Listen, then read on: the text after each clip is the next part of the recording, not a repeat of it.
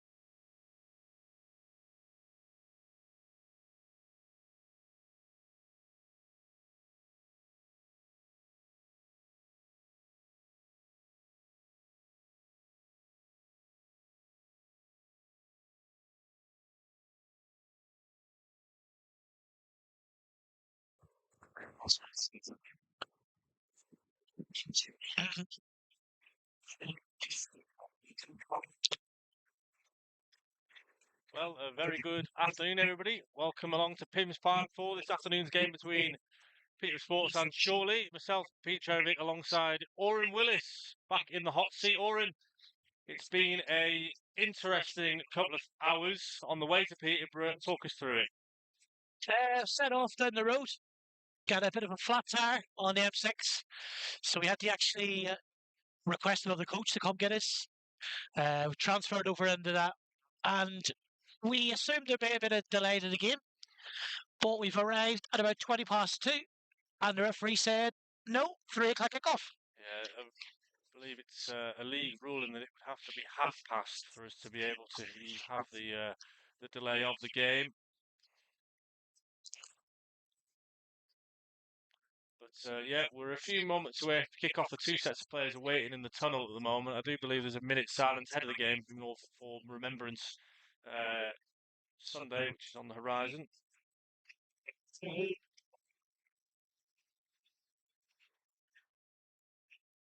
yeah, it feels like a must-win game for both teams, really, and maybe more so for Chorley. The away form hasn't been great of late, as we're well aware of. And today, especially under the circumstances, probably is a bit of an opportunity to sort of get a run going and use this, the elements are going against you as that extra motivation. Chorley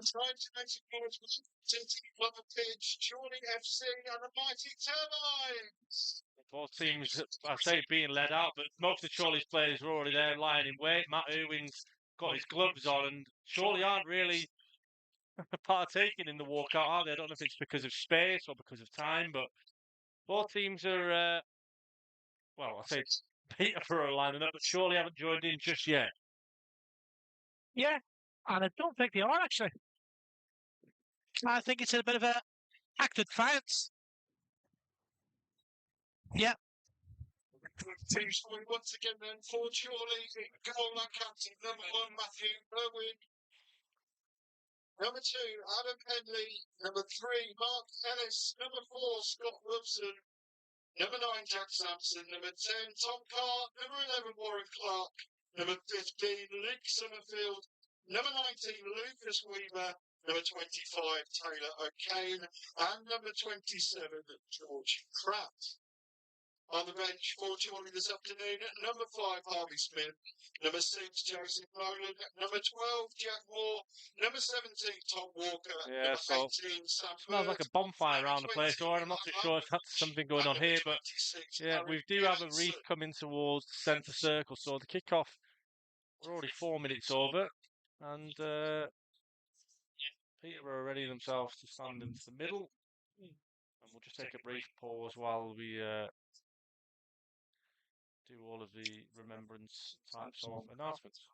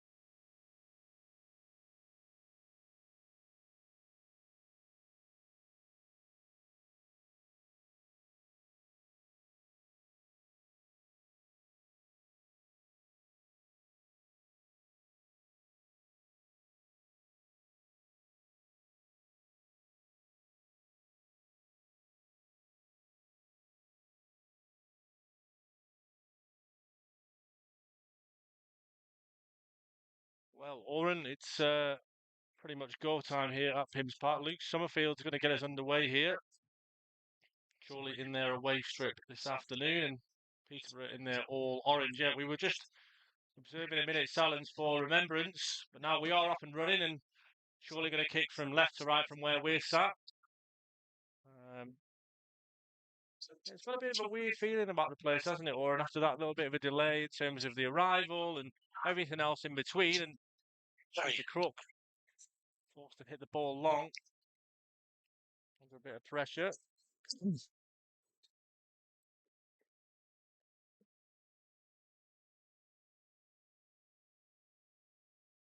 It's good to see Jack Sampson starting today, Pete. Yeah, it's been a long time coming. Obviously, Jack has been missing for quite some time with a bit of an injury that's not seemed to go away almost. It's been a strenuous recovery for him, Jack, and it's great to see him back out there because, you know, while Chorley are missing out on Craig Hewitt today, you know, there's an outlet there in Sampson to feed it with Tom Carr up front, and that might just be what Chorley need in those attacking areas, certainly. Yeah, you like his presence up there, winning the header and getting on the score sheet. First real touch the ball for Mustafa Carriol, who has plenty of experience under his belt. Used to be at Peterborough put the ball in the back of the net, but the flag was way up for offside. All the Chorley's players stop. Good afternoon, Jeff. Good afternoon to everybody listening in. It's a weird view as well at Peterborough, isn't it? Where you're at pitch level. You probably can't get as good as a view as we had at Southport, that's for sure. You'll do well to get a better view than that. But in terms of the team today, so a handful of changes, mainly enforced for Andy Priest. Mike Cowley and Adam Blakeman both suspended. Taylor O'Kane comes back in following his injury, as well as Sampson, and Summerfield is back in following the birth of his baby boy. So all change in terms of Chorley. And not many changes in terms of Peterborough Sports, although they do have their new man in Anthony Stewart, who's at the back. The likes of Carriol and others in there. Yeah, looks Chorley are set up in the traditional 4-4-2. Down the line it goes from Henley, and it's that age old, isn't it? 5 or 10 yards they can earn from it, lead themselves to go forwards. So Henley again, down the line he goes. The referee gives a free kick to Peterborough. I couldn't really see what it was for. The pole was in the way. Yeah, it was against Tom Carr, who the ball was played down the line and he was sort of put that push and shove.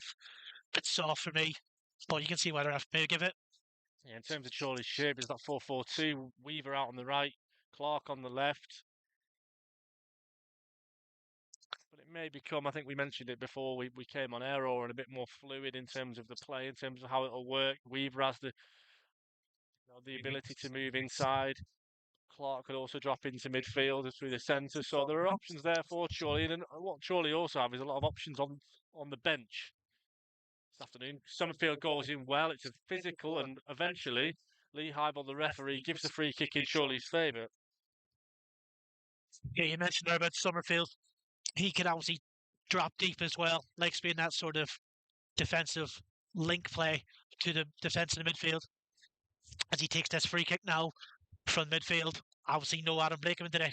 Yeah, it'll be interesting. In no Craig Hewitt today as well. He misses out this afternoon, and that's a couple of Chorley set piece takers off the field of play. Summerfield plays the ball in nicely. It's towards Sampson, but met by Peter Crook in goal, and he rolls it out, and it sort of died in the turf there. Didn't really move. Stewart and Carriol, and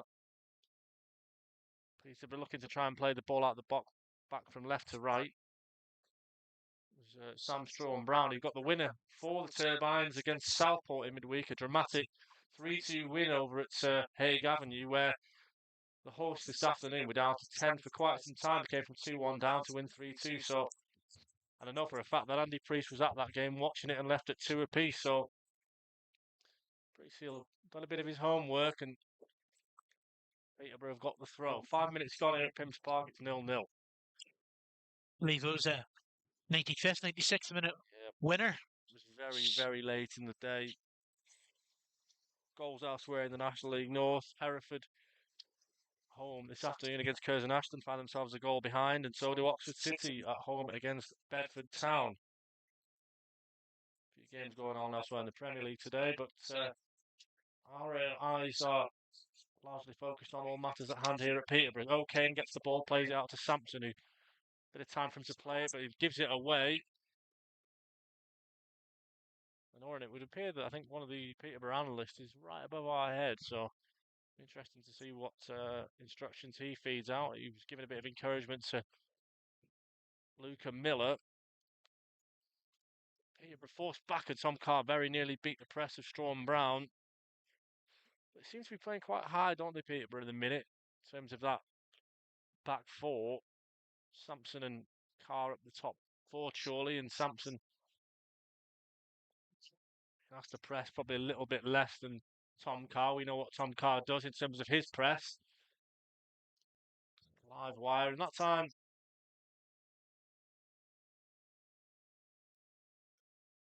this is away, dangerous. goes for goal. 1-0. Peterborough have scored from absolutely nothing.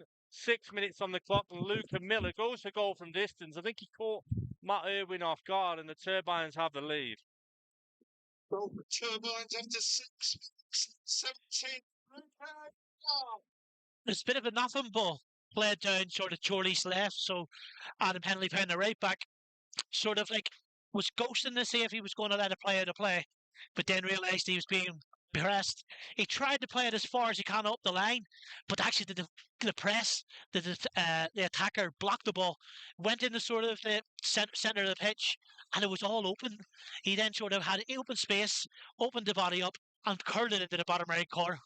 1-0 to Peterborough Sports. Couldn't have described that any better myself, and it was a really well taken strike. We were kind of right behind that, and like I say, Chorley will have been wanting to get out of the blocks quickly, and we can't use it as an excuse, but it's no real warm-up. Have they been caught with flat-footed? They haven't really gotten into the game yet, haven't really started, and then the first chance of the game that falls to Peterborough Sports, and they put it away, and Summerfield's on this. They're in the lead. Summerfield goes for goal, and Chorley's first shot on target, but straight at Peter Crook. Yeah, he was caught in two minds there, Adam Henley. You could see what he was trying to do.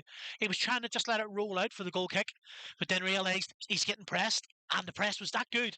He got a foot on it, and it was straight to the Peterborough player. He seems to have a lot of time, Hennes, didn't he? And he just goes for the clearance, and then it just comes off it, and it's almost like when your luck's against you. It has to be said that it was a really well taken finish by Luca Miller. He took it really well, and it was right into the far corner, and Irwin had no chance. Coming again, though, here's Kane Felix, goes for goal, and again straight at Matt Irwin. This time, didn't get a clean contact on it. Yeah, I probably wouldn't criticise Henley on that. I actually would probably criticise the goalkeeper and Ellis not letting him know he's being pressed, because his back is kind of to play. But surely move on.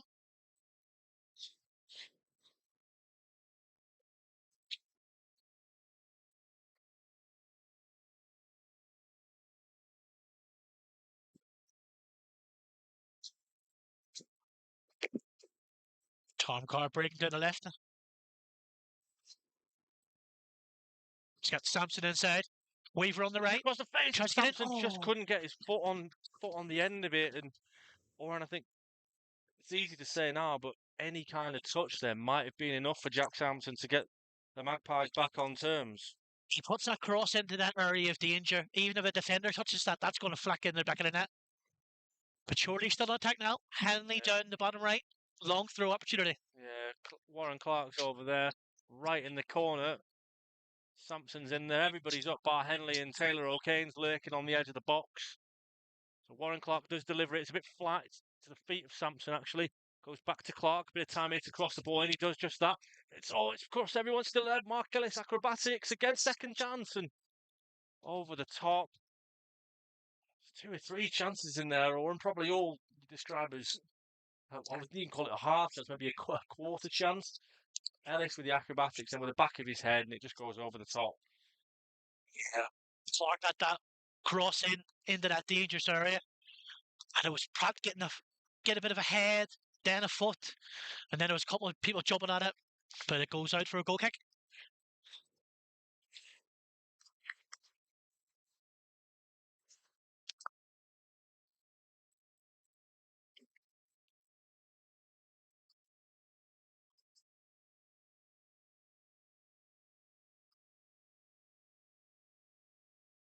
Obviously, we've got Scott Wilson at left back today. Yeah, Willow. It was probably either Willow or Warren for me, or you could have played Henners there. And that's good to see that, in terms of Chorley's versatility and options, there's plenty of choice. But he's gone with Willow at left back, and I think he's got the pace to be able to do it. Technically, he can probably do it, and haven't really seen much over on that side as yet. Good thing about Willow as well is obviously he's that natural left footer, but he can also put a good ball in as well. Great ball in here. Sometimes you fall down. Oh, just cleared.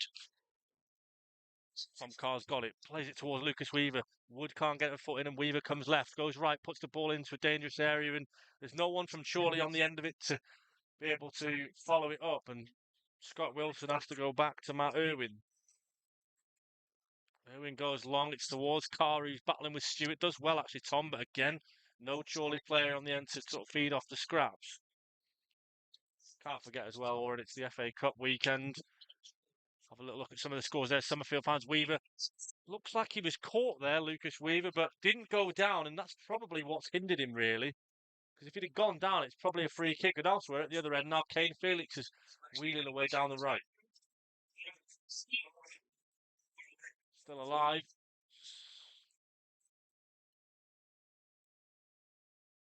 In terms of FA Cup games at this moment in time, Blackpool a goal to 0 up against Scunthorpe United. Chester a goal behind by Cambridge United. Buxton being held by Chatham Town. And Macclesfield 2, AFC Tottenham 2. Bit of a quick start over at the Leasing.com Stadium. Of course, Peterborough United are playing against Cardiff City today. I believe it was quite a Cardiff contingent in and around City Centre today. Sampson does well this time, though. He's been held. Still has it. Plays fine left-hand side to Warren Clark. Down the left-hand side he goes. Looks to beat his man. He's done it. It's a good ball back to Jack Sampson. His time hit to maybe go for goal. He maybe does a bit too much, Sampson, and he actually gives away a free kick in the process. Oran should have hit the ball sooner. Yeah, it's one of those ones where it's Paul playing into him, and he's looking to just create a little bit of space to get his shot away. But Pete, it's what I always say. You don't score 100% of the shots you don't take. Is it one where you've just got to, I know he's been out of the team with injury and he's out of match practice, but is it one of those where you just put your foot through it and think, you know what, at least I've got to go for it and try and hit the target? It is. I suppose it's playing into him, obviously on his natural left foot, but the defender's very close and slides in that area where he would have shot, so it's going to get blocked. So you know what he's trying to do, trying to cut back then so the defender's not in front of him. But he just couldn't get shot away. Just frustration that in terms of Sampo again. You don't want to be too critical on him, but just think, put your foot through it. Try and test the goalkeeper. That's something that Chorley probably failed to do in recent weeks. Test the goalkeeper enough.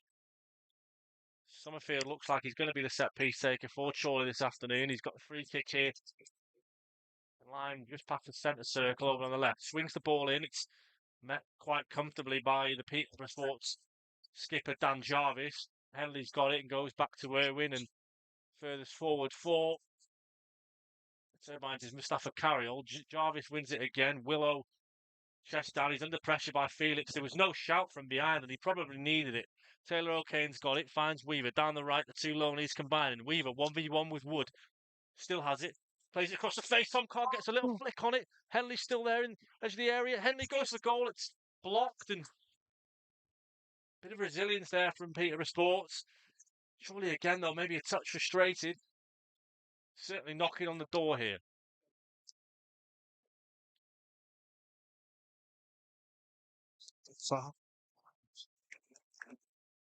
Good opportunity for Chorley here. Another long throw. Yeah. Let's Hello Pratt come up.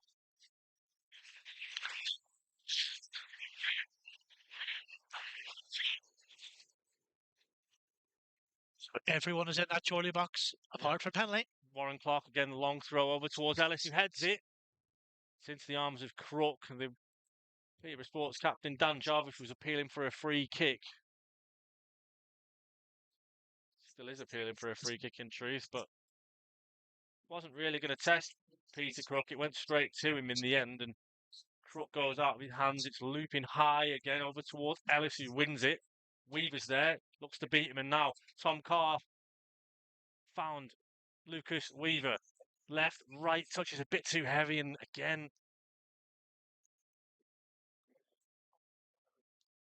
at this minute in time, Oran, it's just that last little bit, isn't it? The last piece of the puzzle where Yeah. He's giving the high foot.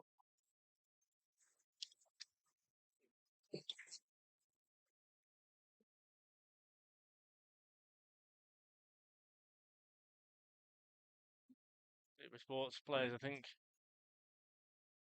well, like, do they want the play to continue? I think a few of them were saying yes, a few of them were saying no.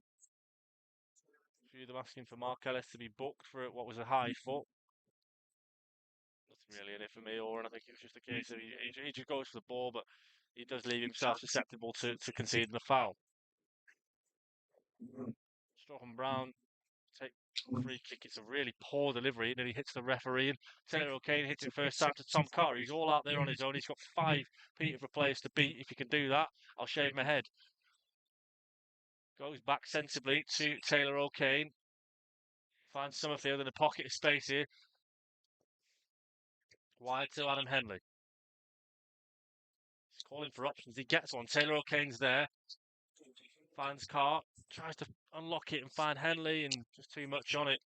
Well, I can confirm we definitely didn't forget our kit. We were just met with a flat tyre on the motorway, so we had to wait for an hour for a replacement bus to pick us up. We even left with a good sort of 40 minutes to spare, 45 minutes to spare to allow for traffic, but yeah, not our day in terms of the travel arrangements. And Oran, we've had a few of those this season, haven't we? Yeah. Some things are under your control.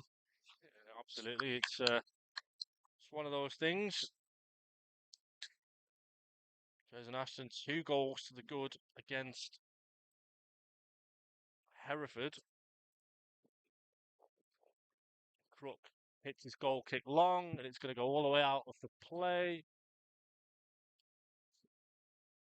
Peterborough Sports player used his hand, but the ball had already gone in the eyes of referee Lee Hybel. Henley's got it, down the line he goes, just past us towards Sampson, who does well, battling away with Stewart.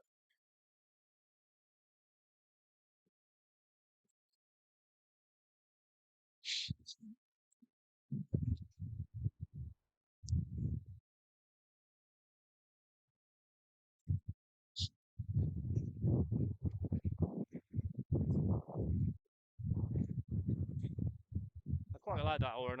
You get a bit, because you're this close to the game, you get to hear a little bit of the dialogue, and you can hear the analyst above our heads from Peterborough calling about the pull of the shirt from Mark Ellis.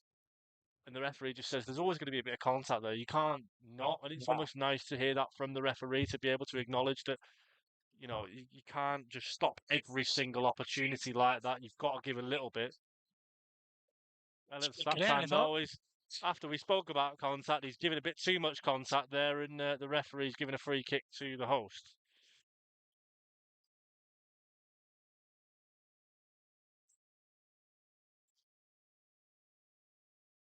Dangerous position here for this free kick. Yeah, I don't think it's a shooting position.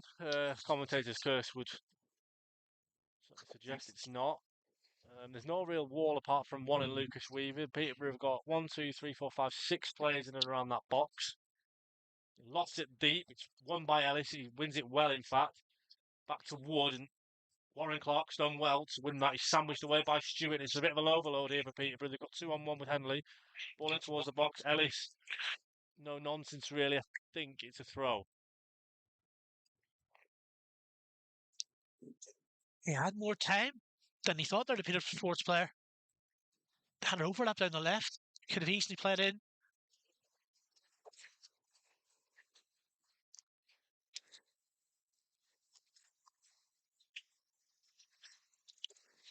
Going for the short throw. Yep. Time to deliver the cross. It's a good one, and keeper called by Matt Irwin, and he wins it well, and he wants to go for it long towards Carr, I think, but he eventually just holds on and lets the Magpies regroup.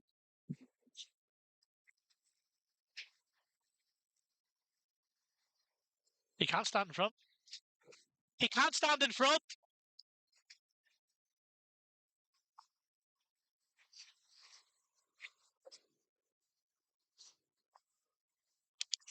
been told eventually to go away, Ben Beresford.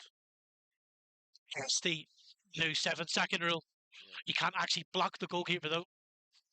Beresford then back in, wins it, goes towards Kane Felix, who's been a player who's been in and around this division for a long time.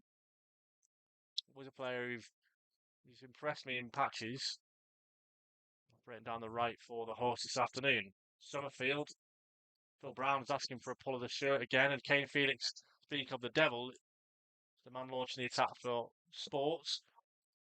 Sam Stroke and Brown 1v1 with Adam Headley. He's inside the box. Carriol asks for the option. Carriol beats him left, crosses, corner. First quarter of the game, 21 minutes into the game, and it's to the hosts.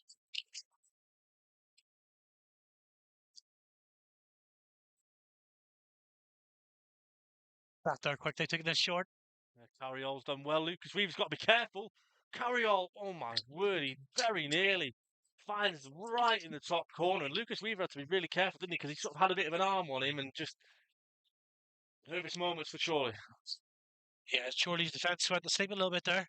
Weren't ready for the quick corner. Lucas Weaver had to sprint there quickly. And he just did enough, I think, to put him off.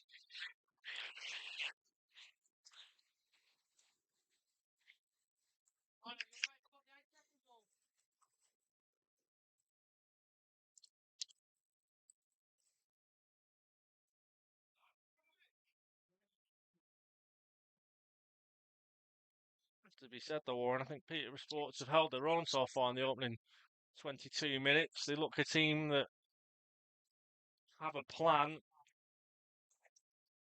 Yeah, they definitely don't look like a team that are 23rd in the league. Well, we said it with Southport, didn't we? They didn't play like a team that were close to the bottom. Free kick given against Carriol here for the foul on Henley. Interesting that Michael Gash is in the stands in full Peterborough kit. Of course, Michael Gash and Luke Steele were omitted of first team duties, but Gash still very much part and parcel here at Peterborough Sports. So much so he's just told the linesman to wake up.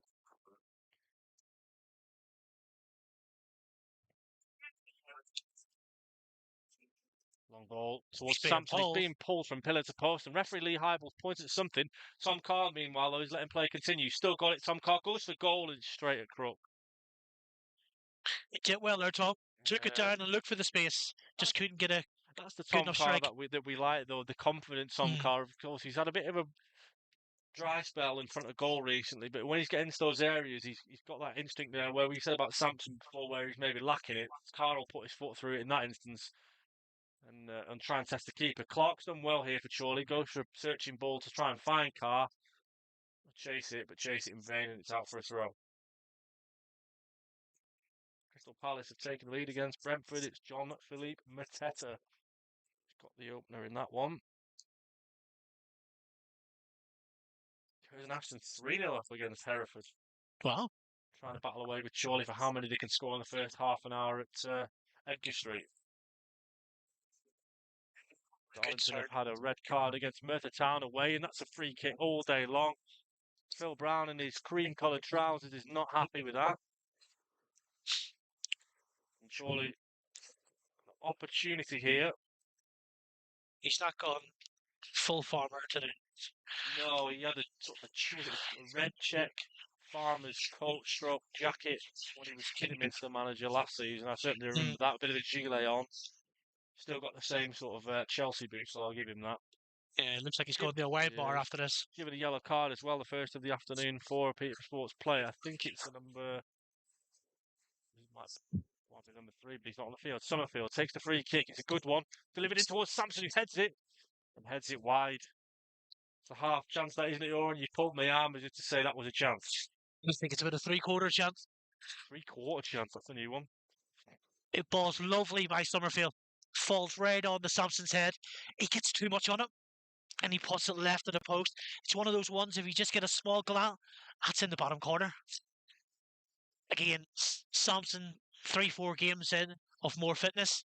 That's back in the net. Yeah, it's one of those things. What I can say is that Chorley did play a bit of a game in midweek almost like a behind closed doors friendly, and it was largely for Jack Sampson to try and see how he would cope with minutes and a bit of a playing load and see if he'd come through it. Obviously, he did come through it with flying colours. He scored a couple on the night where I was there anyway. And that's what I mean with Sampson. You have to start him. There's no point in bringing him off the bench. History tells you that his injury record, having come on as a sub, isn't great. And you're probably going to get 60 minutes out of him today, and then look at Harry Ibbotson. But again, that lack of match practice and sharpness maybe what just cost him there.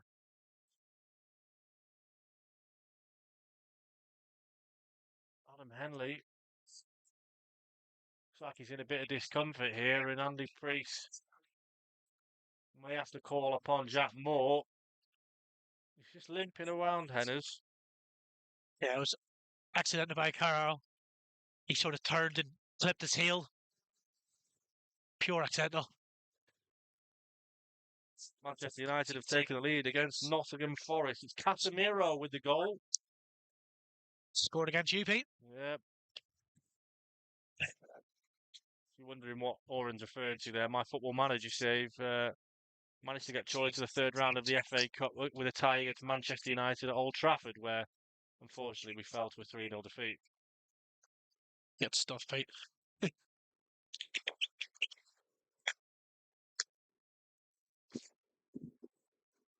Goals galore in the Premier League. Each and every one of the games so far has a goal, and as does this game. It's Peterborough Sports 1, Chorley 0, approaching the half-hour mark, and Kane Felix is looking to try and get in behind on Scott Wilson. He crosses with nobody in the box, and it's into the arms of Matt Irwin.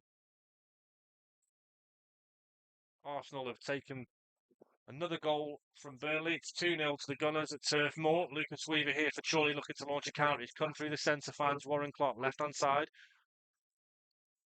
You can hear Andy Priest screaming at him to take him on. He's going towards the box, crosses with his right. Headed in again by... Oh, it's a great touch from Weaver. Sampson's there. Tom Carr! Yes! And it's in! Tom Carr, that's a great finish from Tom. Oh. Really well set, it has to be said, that time by Jack Sampson. He just held it just until the right time to lay it off to Tom. And Chorley are back on terms. For Chorley after 27 minutes, scored by number 10, Tom Carr. It's great work from Weaver as well, Pete. Yeah. Weaver brings it down and quickly turns it around the corner to Jack Sampson, who's got us back to goal, but can see that Tom Carr's coming in that left wing. He plays it in delightfully from Tom Carr, opens his body up, bottom right corner, curls it in. 1-8, Chorley back in it. Yeah, and I think on the balance of play, Chorley probably just about deserved that. Yeah. Certainly knocking on the door and coming into the game. But it was a really well-taken goal. Really nice on the eye, actually. And really happy for Tom, actually, to get his goal and to be back in and amongst it. Yeah, great goal. It's that, if you get your shot away, you can only score then.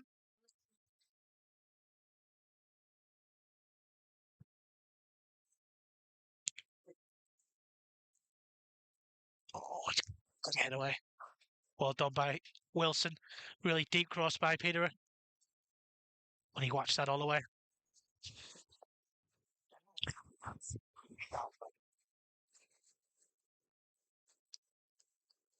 Oh, the goalkeeper does not look happy on the ball. Quick, quick, quick, quick, quick. Yeah. Crook does not look comfortable. So when they play that back to him, it's good to press him.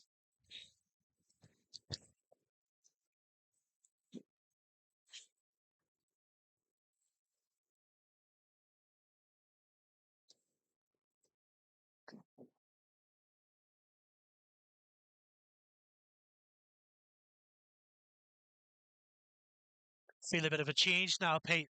Yeah, it feels like one of those where you want to almost take the wind out of the sails and quite literally the turbines. At this moment in time, you get one and you think if we can get another one before half time, just need a bit more confidence. Yeah. That was brilliant, brilliant play from the Magpies there.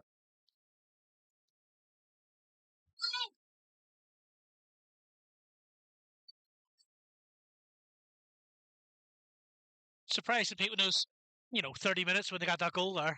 That was about the time they should have had for a warm up. Yeah. You know, Surely, yeah, because it took Chorley maybe 15, 20 minutes to get into the game. And yeah, like I say, we started off cold and we've warmed into the game and we've got a goal. And now, yeah. A warm up's so important, Pete. It's not just good play getting from your muscles ready; Ellis. it's getting your mind ready as well. So, getting into the game, taking 20 minutes, press on here.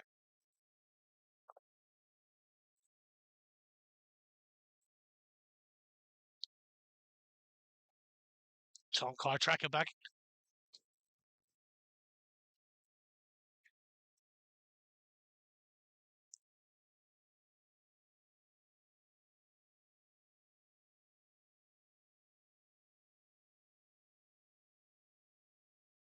Yeah, it was a good goal. One of my favourite goals for quite a while, actually. The truth be told, and that's what you miss from Jack Sampson is that able to almost. You've got 3 or 4 players around you inside the penalty area. You've got time to hold it, to wait, to then just at the right time to take it. It was a really clinical finish by Tom. Yeah. One throw comes in from Peterborough and Weaver. Oh, it looks like he was caught really badly there. Might be a decision here. No, he's not going to give anything. Just a foul.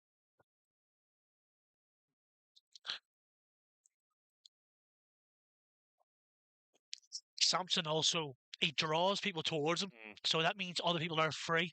The fact that there actually was 2 men on Sampson there, that left Tom Carr free and was able to play him in. Yeah, it was one of those where I think it's fair to say you would describe Jack Sampson as a footballer. He's not a number 9 who's like almost like a Jake Day, if you remember him from Alfred Yep. Town. He's just a bit of a horrible player in terms of playing against him and how he plays. Great play from Taylor O'Kane to win the ball back. That's a Being yellow pulled card. by Carriol Has to has be. to be a yellow card. It is a yellow card. And John Taylor's dad listening in, keeping a close eye on Taylor. It was a really good little burst from him, trying to get into that final third, and Carriol was just wrapped him round, his arms round, and give him a hug. And referee Lee Heibel says yellow card. Yeah, he turned him well there. He sort of jockeyed him, won the ball back, and then broke past him. The only thing they could do is pull him down. Summerfield, good position here for a free kick. Yeah, Summers with all the Peterborough Sports drum behind the goal. Got O'Kane short. He goes towards the box, towards Wilson, and surely you've got to be careful here, though. This is where they try and break quickly. Kane Felix down the right-hand side. Warren Clark's there. He takes the cross really early, does Kane Felix, and actually wins his side a corner. Yeah, I think it was the right thing to do there. He wasn't going to get past. There was 6 Chorley players back. It was 6v2. Actually, winning the corner was probably the best thing you could do there.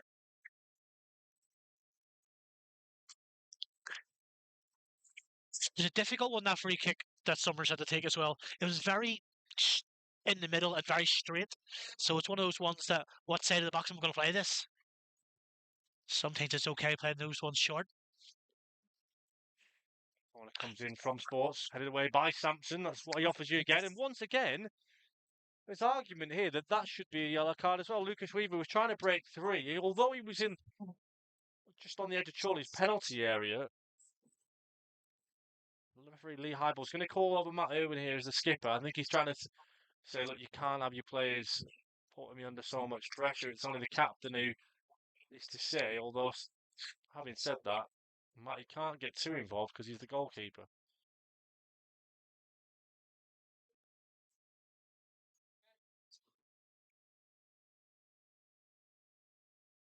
Tom Carr can just hear him saying, look, it's a clear denial of a counter-attack. And it was, though, I think maybe if he's under the 10 or 15 yards higher, it's a definite one. But I think why shouldn't you give it in the first place? If that was against us, I would be saying, yeah, it's a yellow card. If it was Calverley, for example, who did it on a Peterborough Sports player, I'd be saying, yeah, that's a yellow card. Irwin will take the free kick anyway towards Sampson and Carr. Sampson being held by Stewart, goes down, no free kick. Pratt versus Bereford, good header from Pratt, and Felix tries to beat Wilson. Wilson puts a foot up, and now Sports trying to come through on the counter again. It's good play on the right from Felix, and again another Peterborough Sports corner.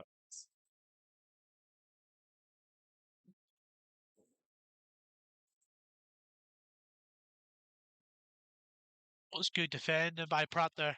Him and Wilson sort of swapped sides and allowed Pratt to cover over for Wilson. And Wilson came into the centre half position and was able to shepherd it out. 36 minutes gone here at Pims Park. It's Peterborough Sports 1, Chorley 1, and Peterborough Sports have another corner here. Outswing it, in it comes. It's very, very deep towards Anthony Stewart. Headed away by Ellis. And again, Chorley will look to counter here. Weaver can use his body. He does actually, but Dan Jarvis, the skipper, steps in and wins the ball back for the hosts. Again, people are not afraid of crossing early. Shot comes in from Jarvis and it's fired against the stand.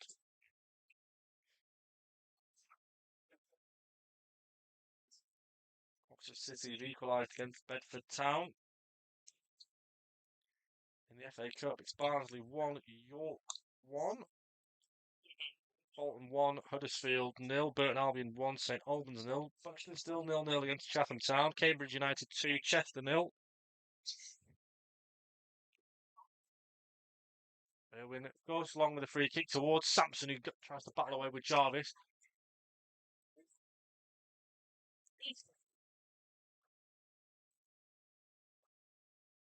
Apologies if you can hear any language from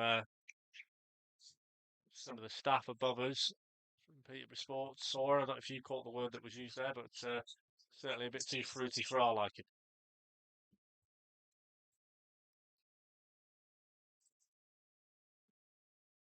Yeah, Mark Ellis went down like he'd been hit in the face by Ben Beresford. And referee Lee Hybel, I think he's going to allow Chorley to have a drop ball without any pressure on. He does, and Summerfield takes it quickly towards Clark. Jarvis hooks, and Beresford tries to use his chest, steps in well, George Pratt. Chorley trying to press Peterborough here, aren't they? But they've done well and true to beat the press. Taylor O'Kane put a foot in there to sort of stem the attack a little bit, and it did its job.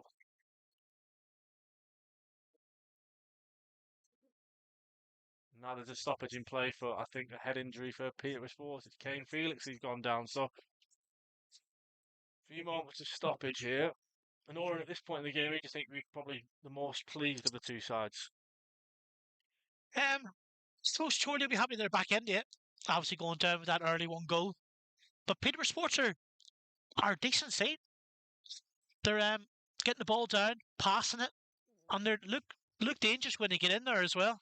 Yeah, they look especially dangerous on the count. I think it has to be said again. The outlet of Felix, who just likes to run down the right and cross. And even if he wins a corner, it's territorial play. And opportunities from set pieces. And Phil Brown, in his interview ahead of the game, said that he understands that Chorley have got a good strength in their set pieces, but so have Peterborough Sports. Tom Carno down the left hand side. He tries to beat 1-2. His ball clearly been obstructed, but nothing given by the referee.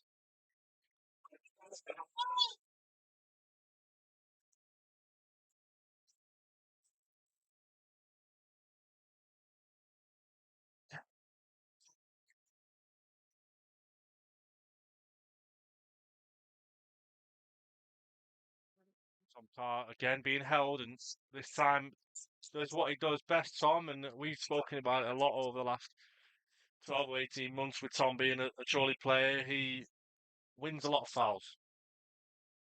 Yeah, he gets spotty position right all the time. And the defender either comes in from behind him or they could put that bit of pressure on his back. What they can't do, they give away that free kick.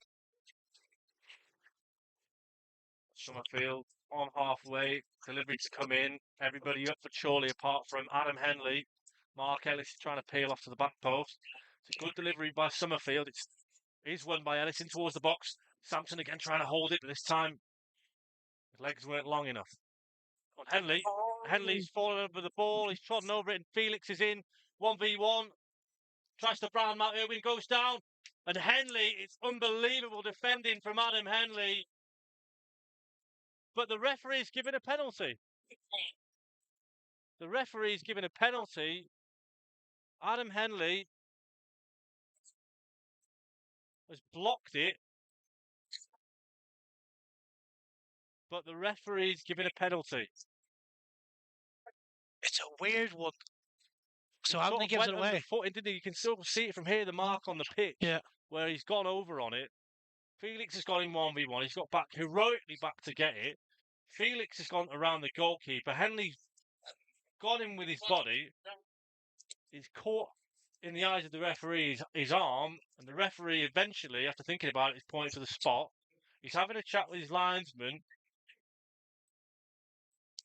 Drama here at Pims Park. As he goes around the keeper, so does Henley as well. And Irwin clips Henley, so he falls on it as well. So it's not. Is that deliberate? Let's have a look. He's got a red card It's a in his red. hand. Adam Henley's been sent off.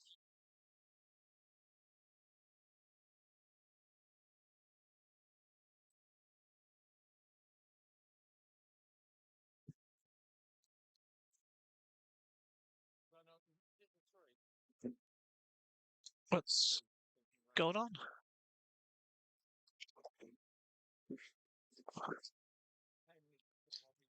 Yeah, so it's a red card and a penalty. Right on the stroke off time.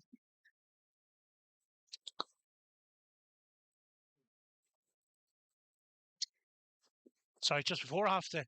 42 minutes in.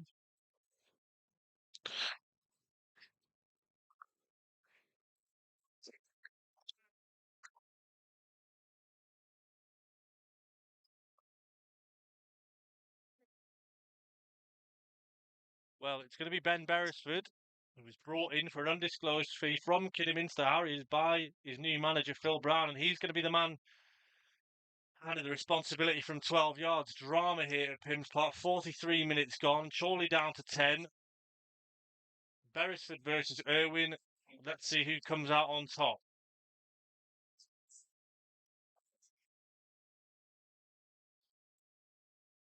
Beresford takes his time, steps up. Saved by Matt Irwin. It's a poor penalty in truth, and Matt Irwin dives to his left, and Chorley remain at one apiece. Ooh. It's a big let off, Pete. Although we are down to 10 men.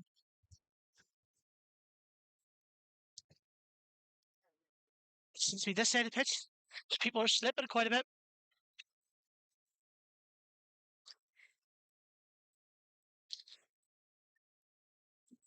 Looks like Warren Clarks is now playing that right back position.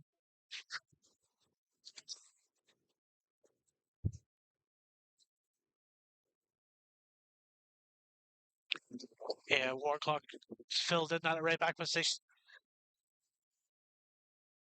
So it'll be interesting to see, Oran, if Andy Priest does look to change anything following Henry's sending off. At the minute, it looks like Warren Clark's gone to fill in as a sort of a right back. You got a couple of options, haven't you? You've got Jack Moore on the bench. Got Sam Bird as well.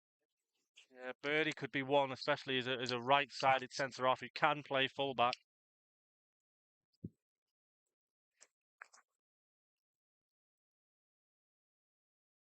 Peterborough Sports trying to make the extra man count before the interval.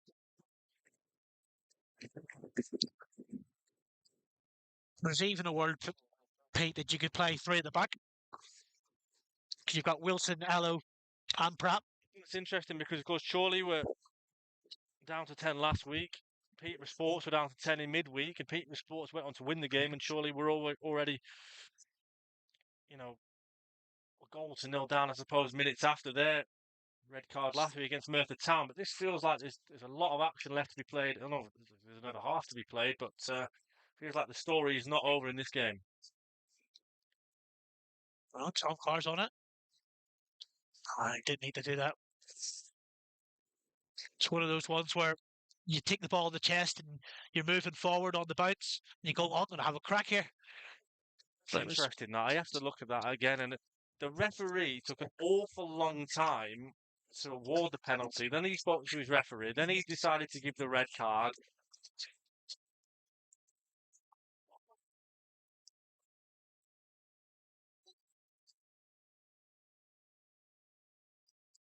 4 minutes, Pete.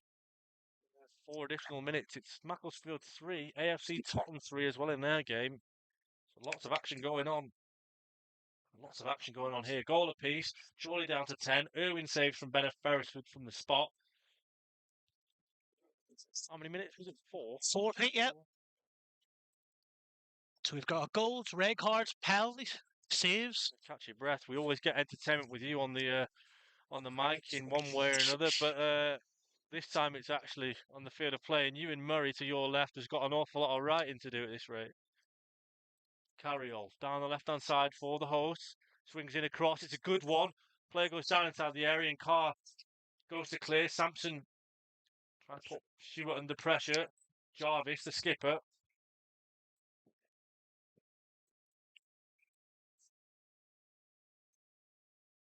So we've fallen into a 4-4-1, Pete. Tom Carr's on the left.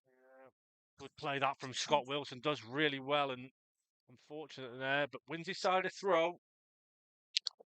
Yeah.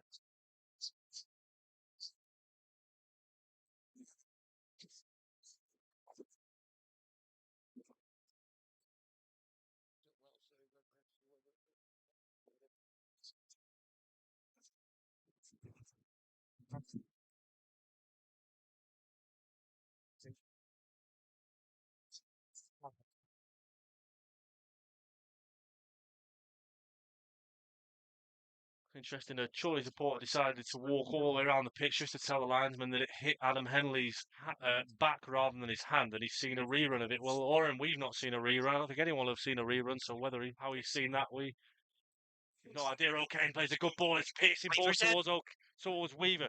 Taylor O'Kane again combining with Weaver. Weaver down the right-hand side. The player slipped inside the area.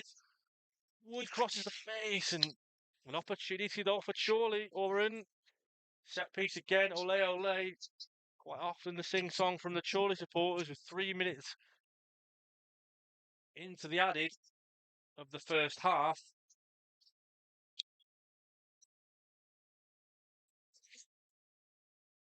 Interesting. Centre halves are not going up this time, Pete.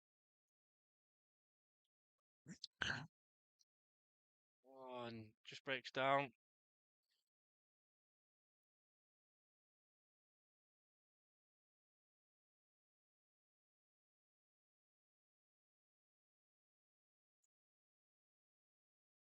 Peterborough Sports trying to be patient in their build-up, trying to use that extra man like Merthyr Town did really, really well last week.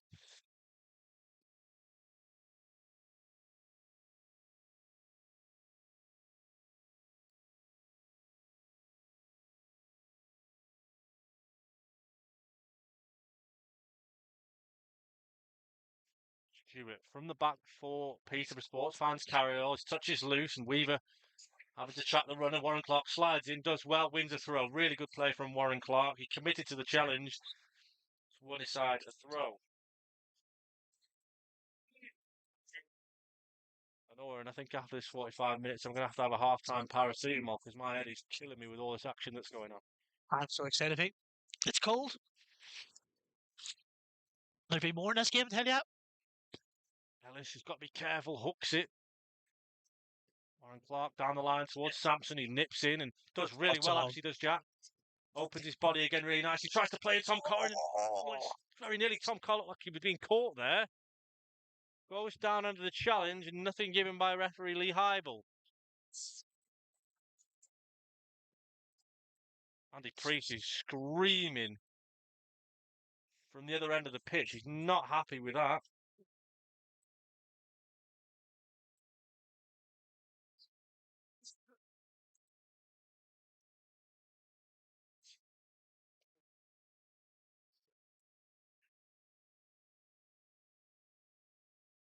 Got to face Wilson. And gives the whistle a blow for half time. No corner this time. Wow. Half time here at Pims Park. It's Peterborough Sports 1, Chorley 1. Drama aplenty here with Luca Miller opening the scoring for Phil Brown's side early on before Tom Carr got the Magpies back on terms. But Chorley find themselves down to 10. Adam Henley sent off for an alleged handball. Go and have a break. We'll be back very shortly. For you.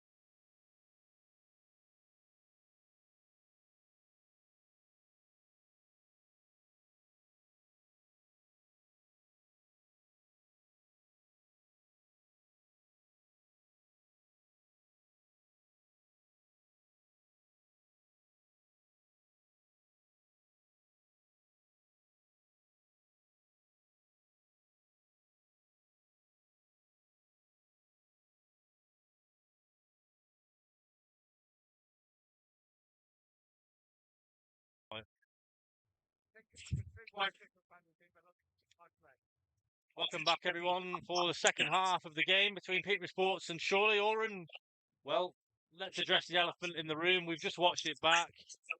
Let's hear your view, first of all, on Adam Henley's red card.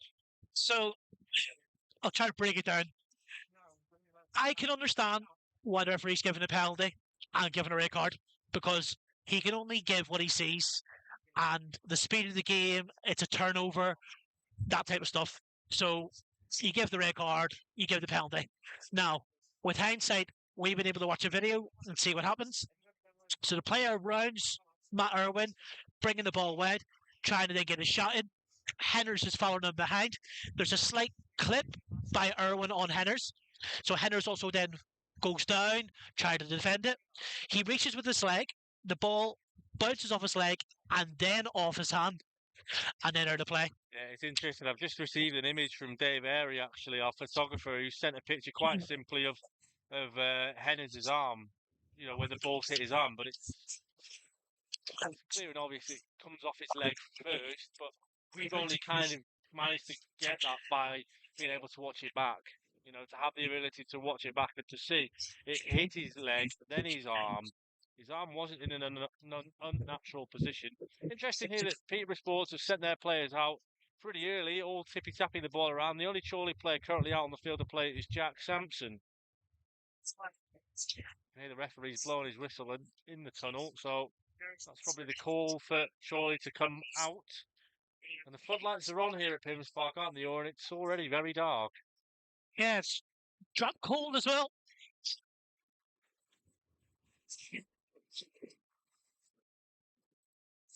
Kidderminster have taken the lead against Alfreton Town at the Impact Arena, and also AFC filed a goal to the good against Marine. Let's have a guess of, is it Danny Ormerod?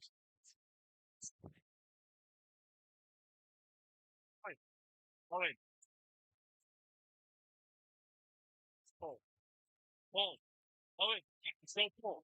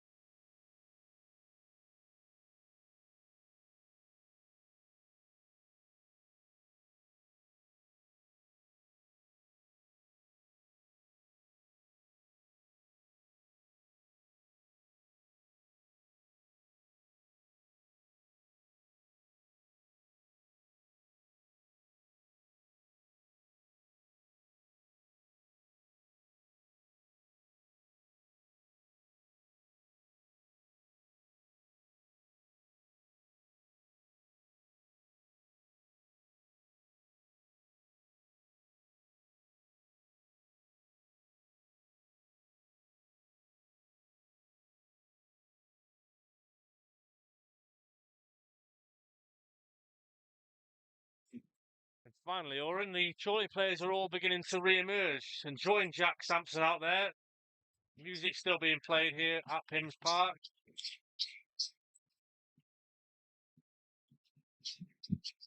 Be interesting to see, Oran. We've just sort of just discussed it during the break, how Chorley look to approach this second half. Will they have a 15-20 minute spell of trying to ride the wave and try and nick a goal, or will they just sort of settle for a point? I think, to be honest, it'll probably be a bit of the former, and then wait and see. Yeah, they're going to set up in a 4-4-1 with Jack Sampson up top on his own now. I think what Preachy will say to him is, let's stay solid for 20-25 minutes. Let's do anything silly, and then see what can you nick from a set piece, what can you nick from a turnover. But 45 minutes to go. I think you're right on that one, and like I say, with every moment we'll be here to give you all the latest. It will be Peterborough Sports who are going to get us back underway for the second 45, and you can barely hear a pin dropping here, can you? Yeah, not a very well attended game. I've always said that the Peterborough Sports games are always heavily dependent on Peterborough United. We all are playing at home this afternoon, and Peterborough get us back underway.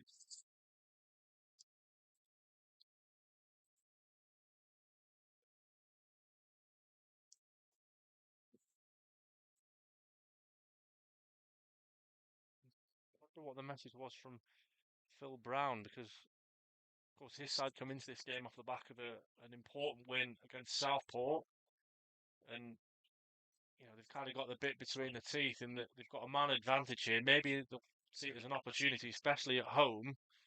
He said in his interview in midweek it was one of those where his team tends to do well against the bigger sides, and they've certainly held their own so far, haven't they, Oran? Absolutely, yeah. I've been impressed. They definitely don't look like a team that's 23rd in the league. So he's not been convincing so far this afternoon with the distribution, and a bit sloppy there from the 28 of Peterborough Sports. He gives the ball to Tom Carr, who's got it left-hand side, all on his own. Does well, Tom. Beats one, beats two, and the foot just comes in from Felix. Carr's got it again, though, and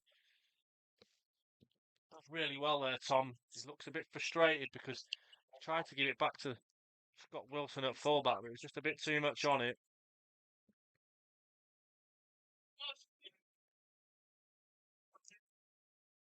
We're saying there about Phil Brown's half-time chat.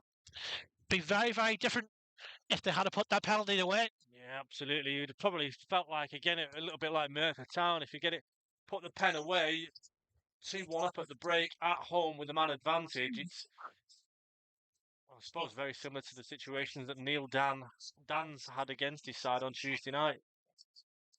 Probably would have used it as an example. Summerfield on the ball, on halfway, and tries to pick out Weaver, but he puts his foot through it the wrong way and does well actually to win the ball back, although it's falling kindly to Dan Jarvis down the left. It goes to Wood. Jarvis opens up his body. It's a fantastic goal from Dan Jarvis. He opens his butt up really, really nicely, and Matt Irwin's got no chance, and Chorley behind once again. For Peterborough Sports, after 47 minutes, scored by number 10, Dan Jarvis. Yeah, as you say, Pete, a wonderful goal. Breaks down the left, and he cuts inside. Summerfield's jockeying a bit of can, but he's jockeying as much as he can, but he's trying to not let him get inside. Does beat him on the inside and opens up on that right foot and puts into the top right corner.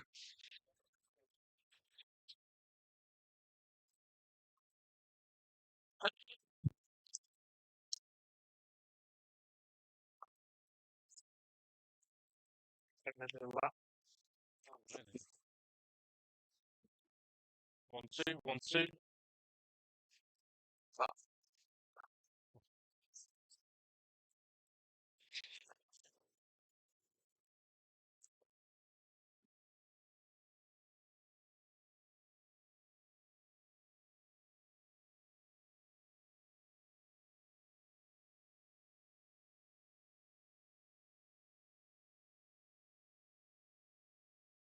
Oran,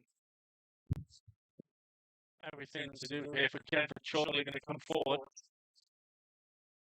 Oran actually.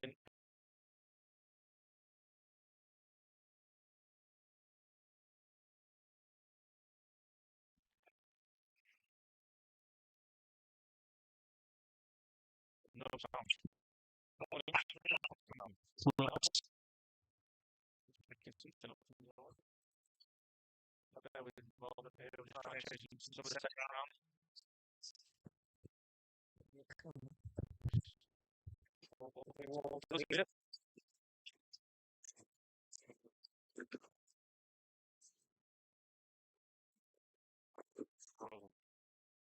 Yeah.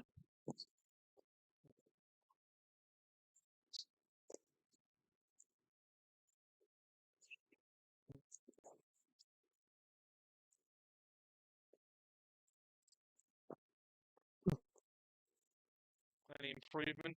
Oran just gives us nothing there, no? Oh, it's just I think I'm on the work. Right, well, it's not what we want. 5 minutes, anything we can do. Let us continue here. What we do for the moment, I'll look at you, Boris. You've got me all on my own. So we can try through things quickly. On the right, Pete Sports going. Slip. Inside, what's Felix? Felix goes to the goal. Looked like Tom Carr and proves to be a bit of a nuisance when Chorley a free kick.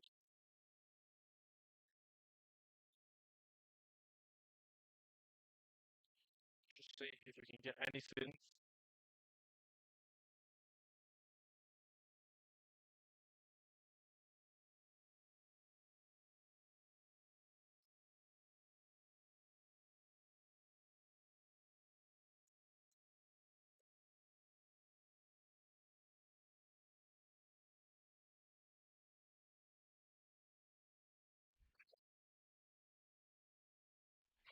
Fourth post to Taylor O'Kane, wins it nicely. Tom Carr on the edge of the area, putting the pressure on.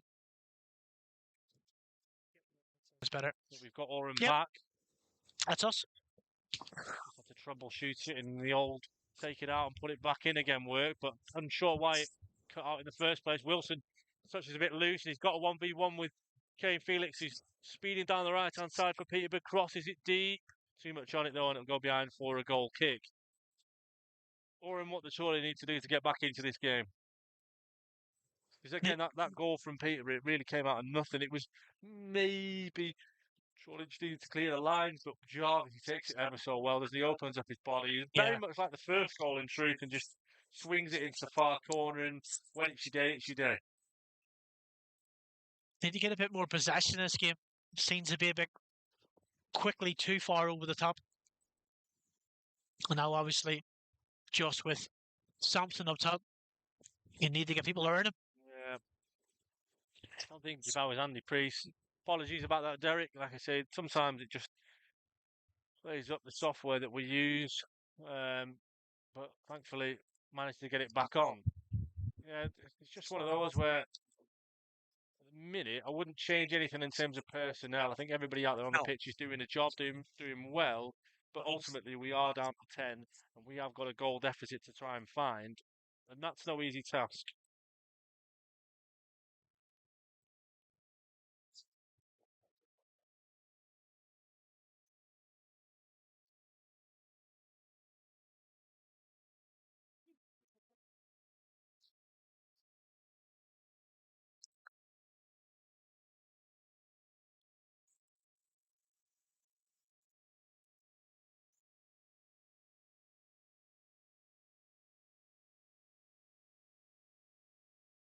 Bit of a stoppage here.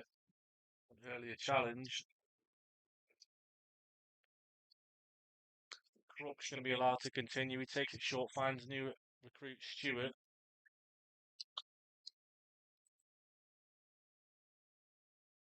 Stewart happy to keep the ball. And maybe this is going to be a little bit of what we're going to expect now for the next 25, 30 minutes of the game, or is when Chorley back to the wall, need to get back into the game. Peterborough are going to just try and keep the ball and keep possession as probably they should. Yeah, you've got that extra man. Should be also someone free.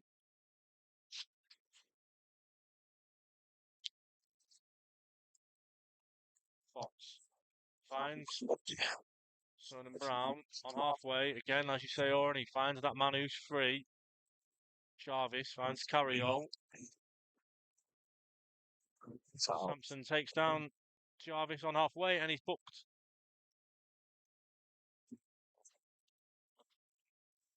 "55 minutes gone here. It's Peterborough Sports 2, Chorley 1. Chorley, of course, down to 10 following Adam Henley's dismissal in the opening half. Best possible start for Phil Brown's side after the breakdown. Jarvis scoring from the outside box. Breaking again. Oh, saved by Matty. Came out of nothing again.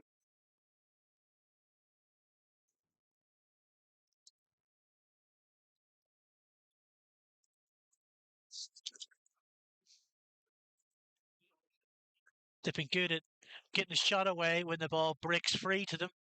They've been really good on the transition in terms of the counter and attacking play. And you see Jack Sampson there, he's the furthest player forward for Chorley, and he was kind of looking over his shoulder as if to say, I need some help, but he's not going to get an awful lot of help in those areas because we are down to 10.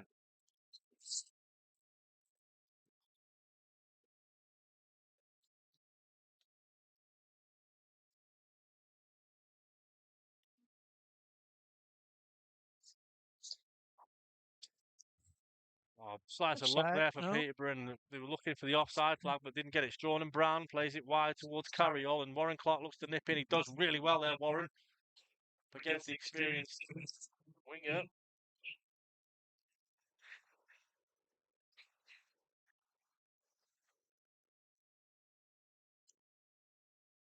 Seems to be a change on the Chorley bench here, Pete. Down the line it goes for Wood. Tees it back. Pratt steps in, does well, and Matt Irwin comes and claims it.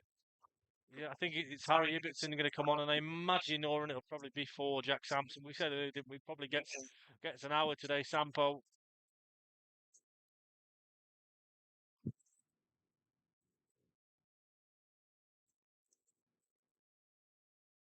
Irwin long. Sampson heads it towards Weaver, does well actually. Weaver looking to try and find Carr, perhaps goes inside instead, goes to Summerfield, who takes it on down right hand side, finds Warren Clark. I think surely have got a throw, but I just can't see because the linesman's head's in the way. It's going to be the change I think we're all expecting, is it? Or is it Taylor O'Kane going off? Taylor O'Kane's walking towards it. Or is he walking towards playing position? I'm not too sure. Thought he was going to allow the change before the throw, but he didn't. Ball goes out of play, and Phil Brown.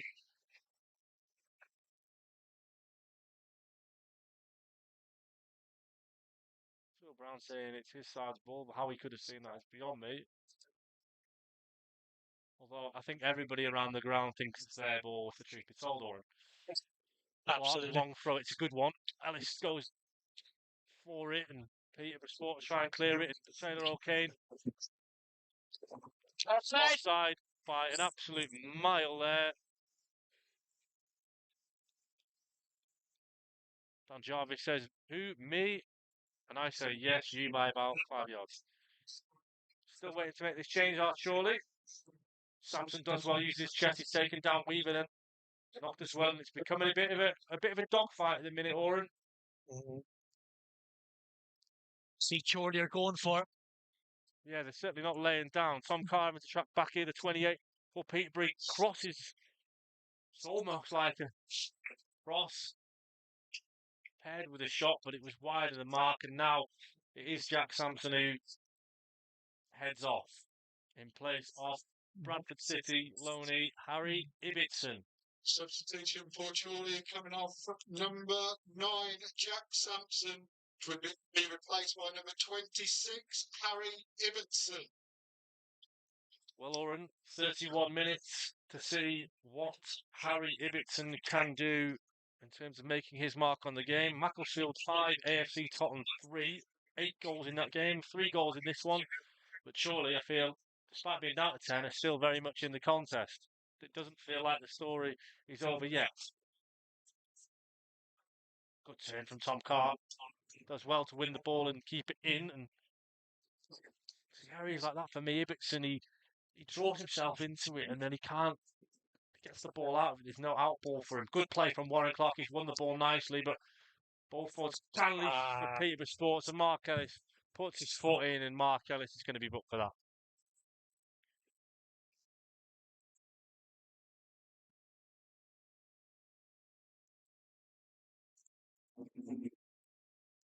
It was one of those for Ello, I think, there, where he probably thought he had a bit more time than he could. Luca Miller spins him really nicely, and the number 3 is in the book.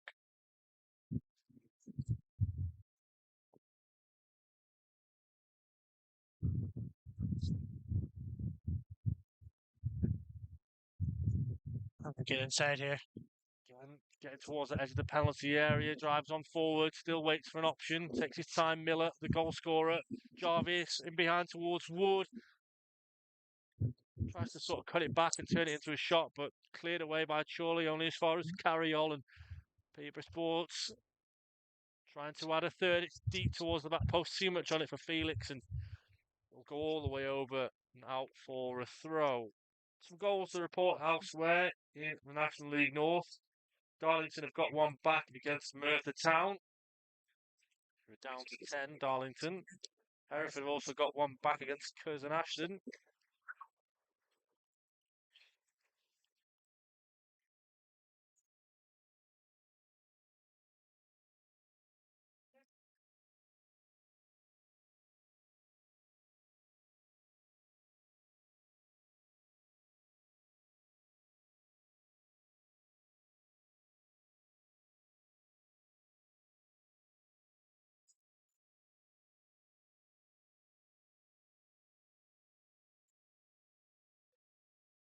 Just over the hour mark. Surely work to do here, with albeit back to the wall stuff for Andy Preece's side with the man down. But if anyone can do it in these situations, it's Chorley, you feel, Lauren. Yeah, they're getting chances. It is a game where it seems to be ebbs and flows every 5 or 10 minutes. Peterborough having one of those spells at the moment. Shot comes in from Wood, cleared by Summerfield, and now a chance for Chorley to counter. Ibbotson takes a touch, goes down the right hand side to find Lucas Weaver. Does really well, does Lucas. Down the right hand side he goes, takes a touch. Still going, and he's going to win his side of throw right over on the far side towards the corner flag. And these are the sort of opportunities Chorley need to take advantage of. Set pieces, getting men forward. Yeah, Warren Clark's been the designated long thrower this afternoon, and he's over there again to take this one. All the usual suspects in there, only Taylor O'Kane sitting back at the moment for Chorley. Clark throws it towards Mark Ellis. It's been a slice of luck. It's played across the face. 3 Peterborough players win it. Chested down by Wilson. Looks like he was caught. Nothing given. Tom Carr. And it's a corner, surely, although Oran. And he's given a yellow card. With my own 2 eyes that clearly came off Tom Carr last. But it's a corner to Chorley, and Peterborough Sports have had to play a yellow carded for the probably words that followed towards the referee. Yeah, well, I think you're right the jury will be out on this one if Chorley are to score from the resulting corner, because it was quite clearly off of Tom Carr last.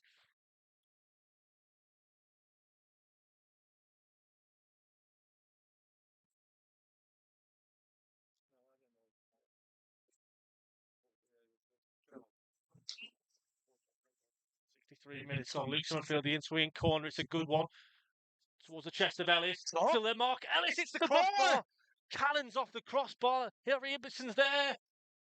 Scrambling it clear. Peterborough Sports. They just about managed to do it. And it's agonisingly close. And it has to be said, Oran, Mark Ellis, he just put his foot through it, hoped for the best, and it cannons off the crossbar and away.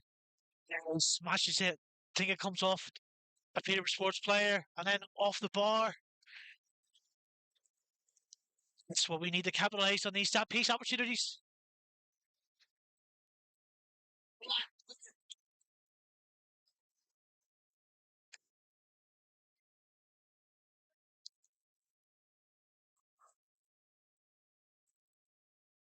Again, it's very much an end-to-end affair at the moment, Oran. Surely having their opportunities, and it's just disappointing there. It was so close from Mark Ellis.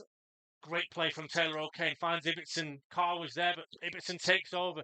Weaver's there as well. He plays it wide towards Warren Clark. I think he's given Warren a bit too much to do. He has, and it's behind for a goal kick. It was well done by Ibbotson. Took control and broke forward. It was the right pass, just a bit too much on it. Warren Clark can get here. Another change coming. I think it's a change for Peterborough. Yeah. Peterborough Sports. It is number 26. Jez Davis is going to come on.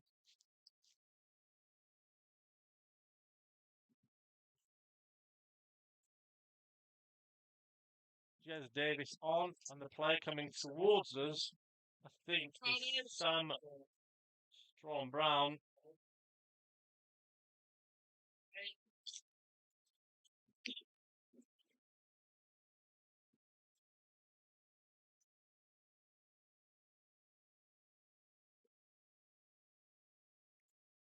Brooke, the goal kick again. It's a poor goal kick, to be honest. It's bouncing and it's probably gets away with it. Tom Carr against Kane Felix. Kane takes a touch, goes back towards Marcel Oakley.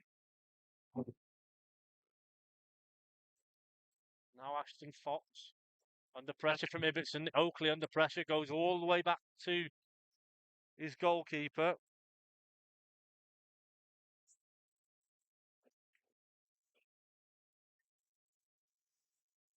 "66 minutes gone here, Oran, and it feels very much like the game is still on a knife edge." Yeah, it's still only 2-1. And there's So easily being 2 apiece as well. If that yeah, easy. Ellis shot didn't hit the crossbar a couple of inches lower, and it would have been off the bar and in, and being a completely different ball game altogether. Peterborough having another one of those periods now where they're trying to keep the ball as they rightfully should. Eventually, though, Crook goes long towards Beresford, the target man. He plays it back towards Oakley under pressure from Tom Carr, and again, not forcing it here at host. They're happy to go backwards. Wilson does well to shield off of Oakley, and Irwin will come and collect it.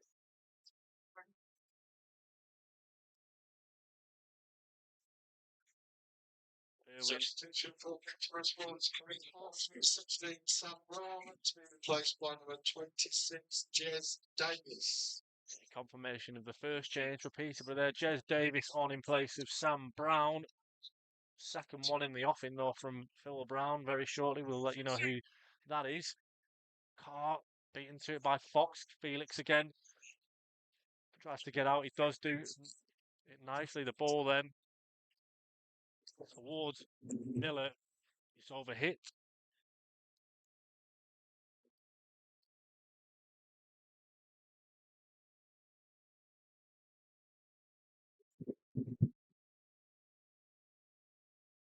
think it's Mustafa Carriol who's gone off. I think it's Shaquille Coulthurst who's come on in his place. Another player with plenty of EFL playing experience. Substitution for Peterborough Sports coming off number 18, Mustafa Carriol, being replaced by number 20, singing Shaq Coulthurst.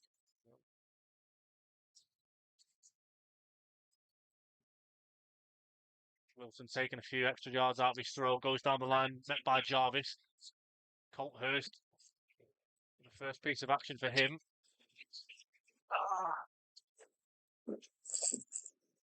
It should be the other way. Scott Wilson's booked.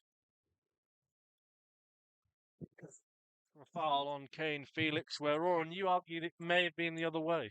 Yeah, Wilson couldn't get anywhere. The player was basically spearing through him. It was interesting. That was how Scott Wilson dislocated his shoulder, wasn't it, against Dylan Motley Henry earlier in the season. It was a very similar coming together that caused that.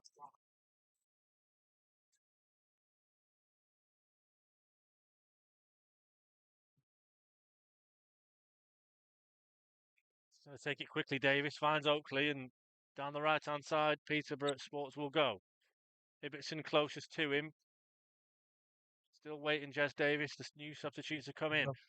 Jarvis, back to Davis, down the right-hand side. And Oran, your fingers tell me that Manchester United have equalised. 2-2. Jarvis, headed away by Wilson. What Chorley's got to be careful of here, in truth, is it's that they've got a few players on yellow cards here. Mark Ellis is booked. Scott Wilson's been booked. Jack Sampson, of course, was booked, has been sub, but you've got two defenders who've been booked and still plenty of time left to play. Ahmad Diallo has got the goal for Manchester United. Lucas Weaver's coming off, and I think that's Jack Moore who's going to come on and replace him. That would probably release Warren Clark forward again, and then Jack Moore will go into that right back position.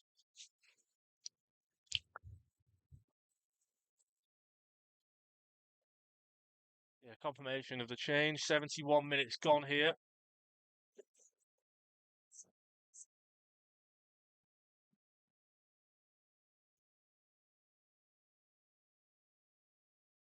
Tom Carr asking the referee how long. 20 minutes. Tom, that's what you got. Pratt. Tom Carr, sandwiched between two Peterborough Sports players, and Luke Summerfield will go for the ball over the top. Short. I think that's the first ball he's connected with properly all afternoon. His kicking has been poor. And normally Crook from years previous, he's always been a really good commanding goalkeeper. Could be a chance here for Chorley. The ball just doesn't fall kindly for them, and Warren Clark is down in a lot of pain. Good play from Wilson, especially having been booked to get in and win the ball back there. Warren Clark, he's back on his feet.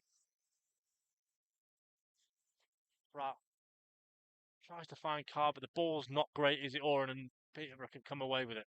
It's a searching ball, but it's not in the right direction at all. You can see he was trying, but just barely executed. Substitution between number 12.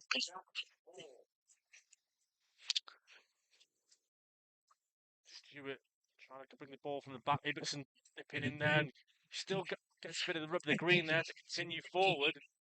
Flag is up. It's fine margin to get in those areas, Oran, because on another day, Stewart's intercepted and leaves a massive gap wide open and surely break through and get a chance on goal, but not to be on that occasion. Well, there's a bit of rub of the green that you say, Pete, is going their way at the minute. We kind of keep battling through.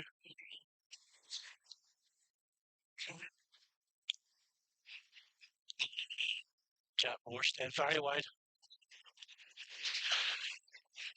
Matt Irwin will take from here, goes long towards Corey, nods it on, and I think does well actually Harry Ibbotson, because he's won his side of throw there, and I think the Peterborough Sports player was in two minds as to whether to let the ball go out for a goal kick, but he felt he couldn't. And surely we'll have an opportunity from a set piece. It is substitute Moore, who's the furthest back for Chorley. Colthurst has spotted that and he's going to try and stand on him in case of a counter-attack. Clark's got the ball for the throw on this near side, right in the corner, goes long, up towards Ellis, into his back. Clark does get a cross and Unlucky. again, rubber the green, it just comes off of Clark last in another opportunity where he puts the ball in towards the dangerous area, hits the Peterborough player, looks like it's to be a corner, but then cannons off of Clark's knee and out for a goal kick.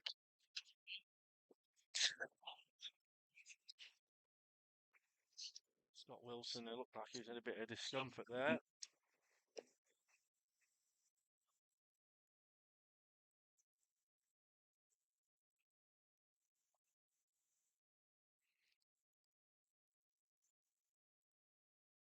Look at goals elsewhere in the Premier League. Still as it was.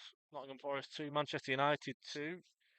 Fulham 3, Wolverhampton Wanderers 0, Crystal Palace 2, Brentford 0, Burnley 0, Arsenal 2, and Brighton 3, Leeds United 0.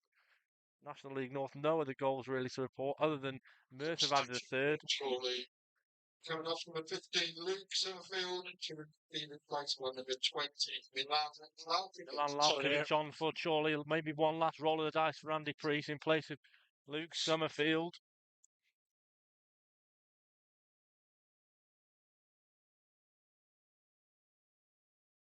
And Milan's come out to this left side. And just offers maybe a bit more of a creative option. Probably win a few free kicks as well. Might be one of those where Chorley just, again, don't have to rely on set pieces, but good header from Wilson up in the air. Colthurst pushes Flarkovic in the back, but nothing given there. Oakley calling for it, but Davis goes back.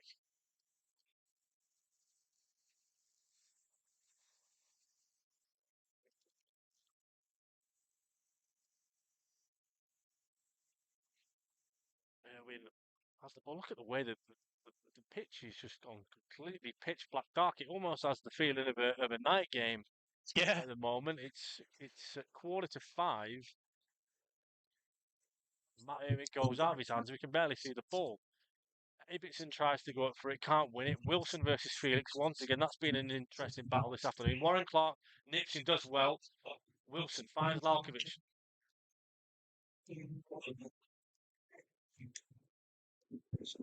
And as much as the analyst from Peterborough Sports says it's my ball, it's not your ball, it's a Chorley ball.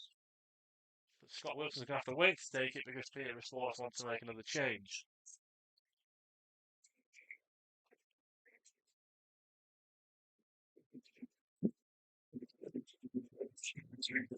Stopping the clinton.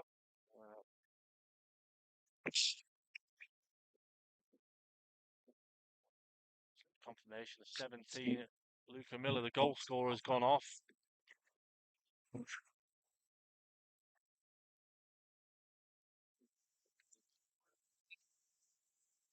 Sam McClintock, I think, has come on to replace him.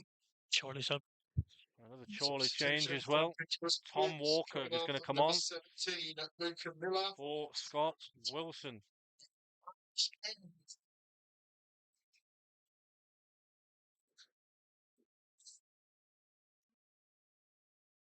So it'll be interesting to see where Tom Walker slots in here. Looks like left back. Is it George Pratt, centre half, and still Tom Walker is almost a full-back option. Taylor O'Kane's misjudged his header, and maybe Colthurst. Ellis has got to be careful. He's got a yellow, remember. Gets away with that one. Jack Moore's got it, finds O'Kane. Milan Lalkovic is screaming for it. Warren Clark's done really well there. That's bad, that's a straight red, ref. He's given a yellow Oh, card. come on.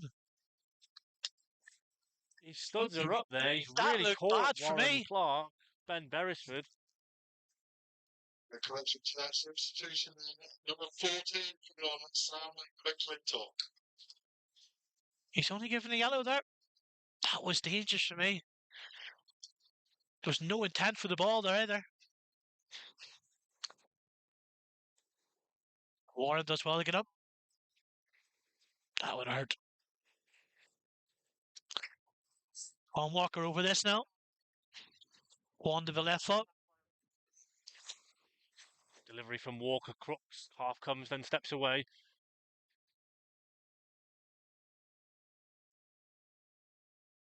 Chorley throw in now. You see Chorley are going for this now. Bit of caution to the win. Yeah, and why not? Do you know what? You're 2-1 down away from home. You're down to 10, and giving a right old go of it here. Ball towards the box, towards O'Kane. Lalkovic is going to pick it up, takes a touch. It's a little bit loose, but he's still got it. Gives a bit too much for Tom Walker to do. Colthurst, look at that. Settles for the throw.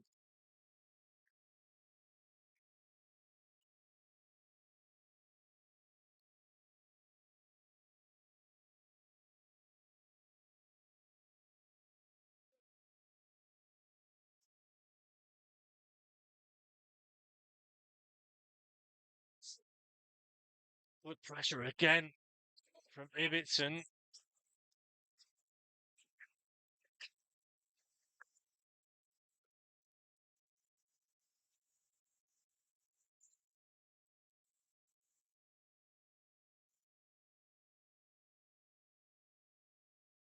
Excellent.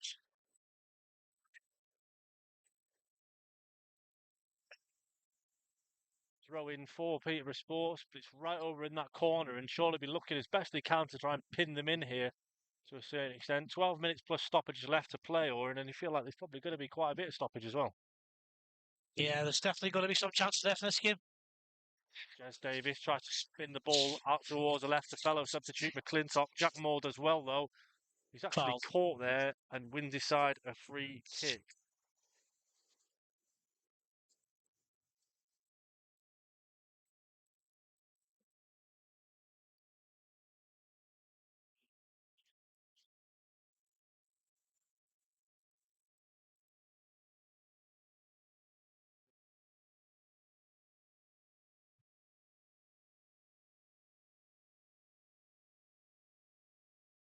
Opportunity for Chorley here. Set piece. Irwin delivers it long.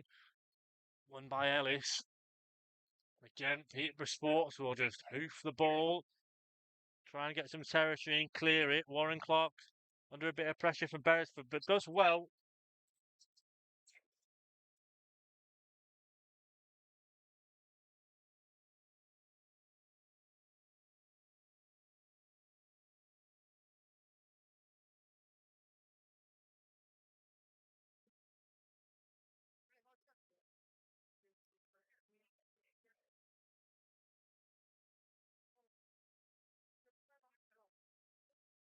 And surely themselves won't want to be penned in here.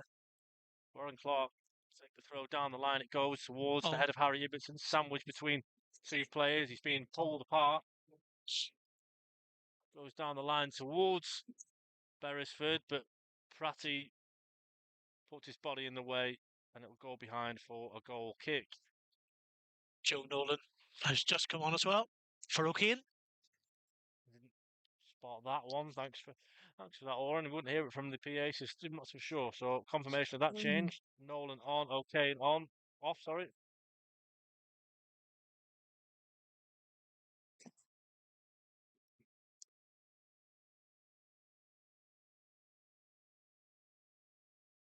Good play this from Chorley.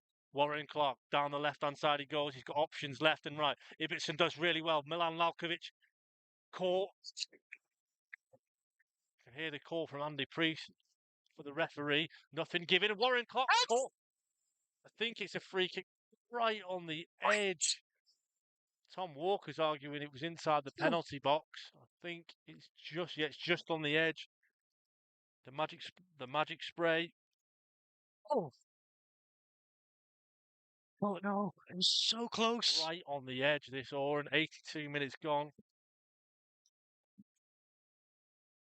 It was well done by Clark. He sort of checked and cut back on himself. Who's hitting this? Is it Jack Moore? Will he shoot? Will he cross? Did he just smash it in? Yeah, Jack Moore, three-man wall to contend with. Could this be the moment of magic that Chorley have been waiting for? Tension. Lots of tension. Moore waits. Eyeball blows. Jack Moore takes it. Oh, so close to a connection. Mark Ellis was there, trying to get on the end of it. It's on target at Brook. Well saved. And elsewhere in the National League North, some real drama as Hereford had scored 2 minutes in added time to make it 3 apiece on home. So that's frustrating, Oran, because it was really close and maybe a touch from Ellis. Sorry, could have proven to be the difference.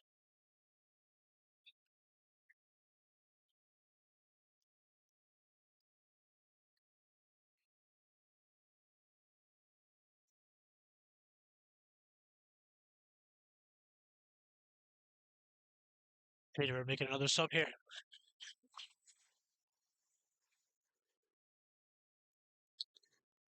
Still about 10 minutes left.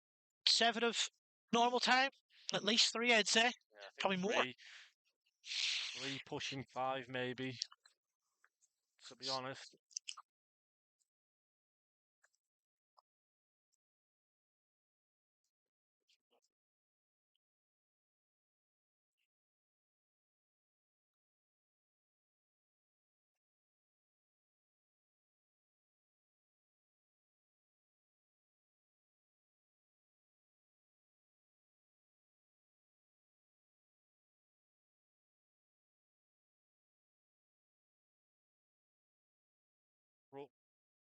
That's the ball for the hosts. Called for it out wide.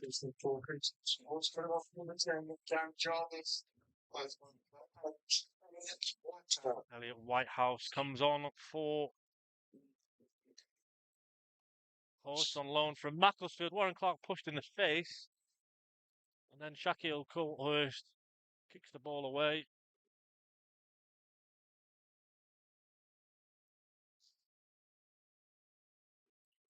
These are chances. Yeah, there's still, I feel like still something left in this game for Chorley.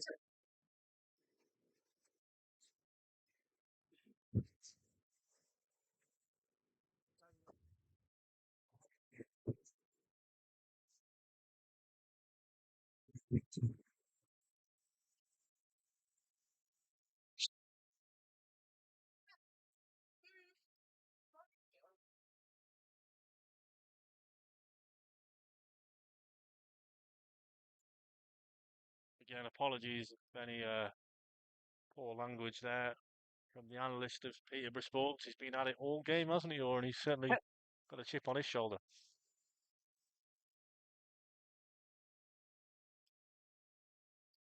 Well, Pete, he's been analysing his team, being 23rd in the league at the minute.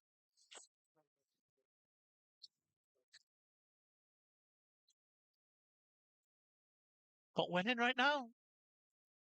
Ooh.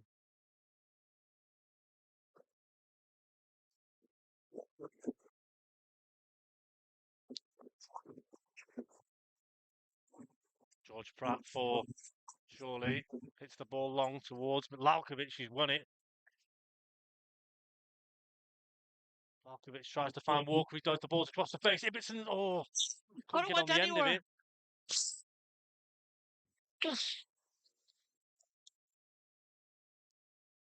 Big opportunity. Long throw. It's gone short, Tom. Walker's got it. Good touch from him to find Clark again. Walker, first time cross, comes towards the penalty area and Crook gratefully holds on.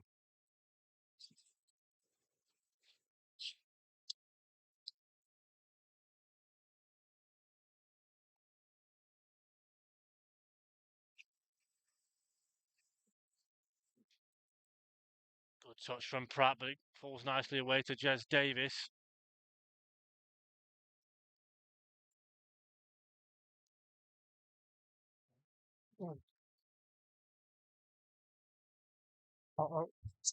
Chance here for Peter Riven, get it right, balls across the face.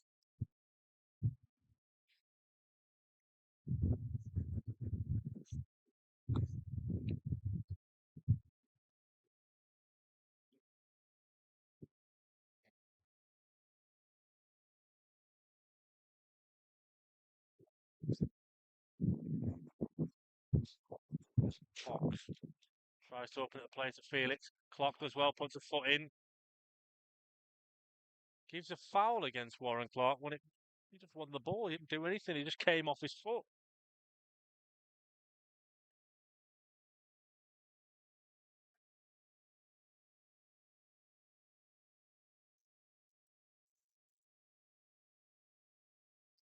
Oh, it's just been one of those days, hasn't it? From start to finish in terms of the travel, the kick-off, the opening goal, trying to get back into it. But at the minute, it looks like we're going to have to go back to Lancashire empty-handed, but for a bit of late drama.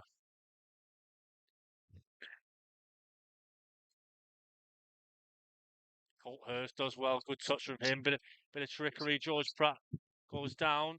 Colthurst.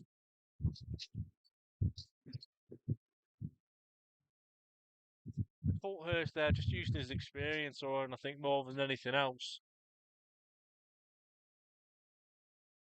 Yeah, they're running the clock now. We are in the 89th minute.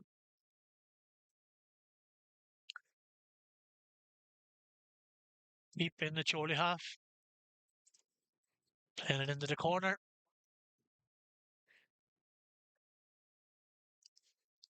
Good save by Irwin. Out for a corner.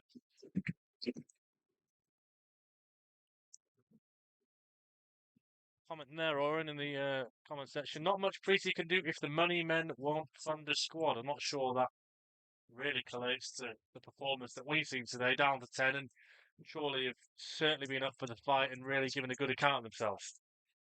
Yeah, they've done extra well. Just not enough clinicalness in front of goal. There's been opportunities. Going down 10 men, struggle for any team.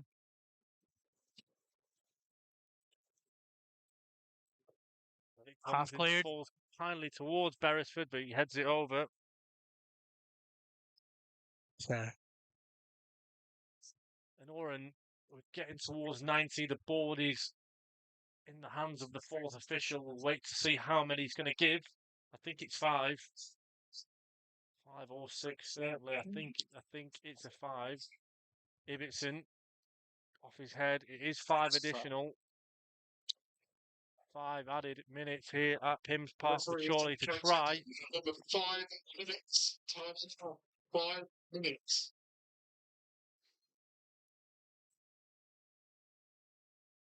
Bradley goes back to Matt Irwin.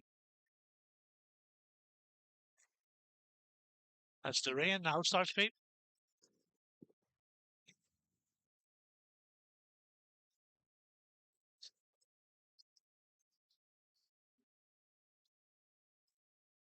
Fireworks going off here. At the minute, the fireworks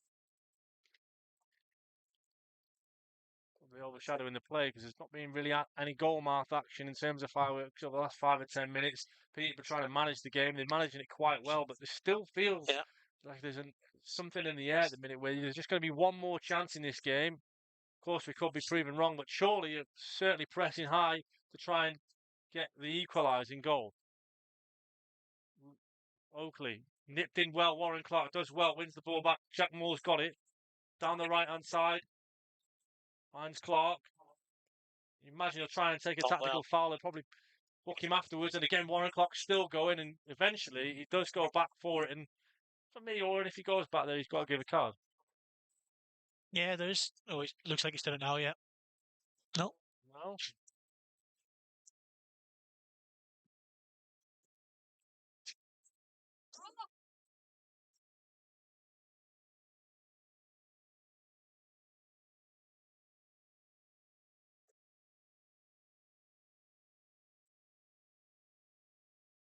Oran towards the box, headed away, and Tscherewik clears it, but only as far as the set piece taker Moore. He delivers it once again.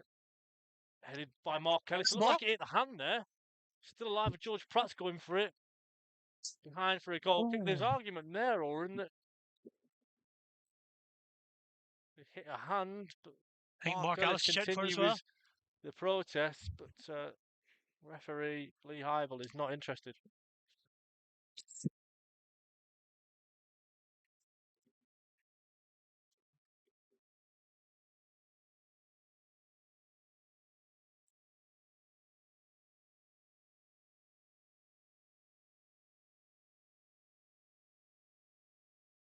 Brook long.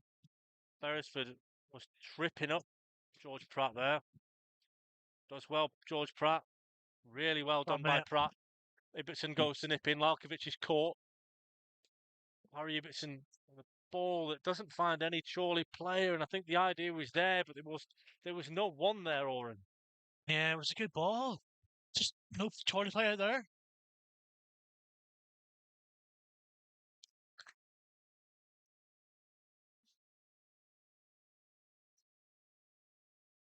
It's deep in their area now. Should close this out. Yeah, into the corner.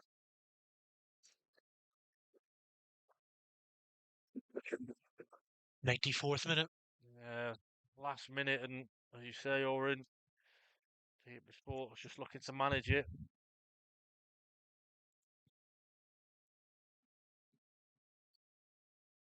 Oh, got it away.